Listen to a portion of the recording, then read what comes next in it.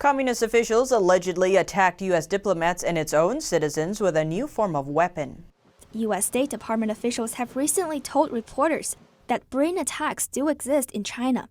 U.S. diplomats suffered significant injuries in a series of attacks in 2017 that seemed to target their brains.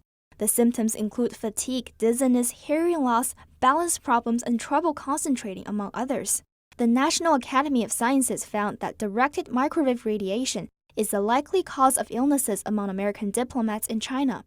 73 Chinese victims of electromagnetic attacks filed complaints to authorities in Beijing in 2017. Mr. Zhong, a member of the anti-brain attack organization, said there were much more victims in China, but the regime ignored their cases and regarded them as mentally ill. Since June of last year, the Chinese regime have allegedly attacked two sisters with electromagnetic waves. Chi Guixia and Chi Guiming live in a shared home in Harbin of China. U.S.-based Irene Wang, daughter of Chi Guixia, says officials allegedly emitted electromagnetic waves towards them at home, hurting their brains. Members of the National Security Agency drive a car that emanates signals and electromagnetic waves. These signals target my mother and aunt because they practice Falun Gong. They were persecuted before for their faith. Falun Gong, also known as Falun Dafa, is a spiritual practice in the Buddhist tradition that espouses the core tenets of truthfulness, compassion, and tolerance. The regime has been persecuting Falun Gong practitioners since 1999. Their heads hurt as if someone is holding their skull. They can't sleep. It's very painful even when they put their heads on pillows.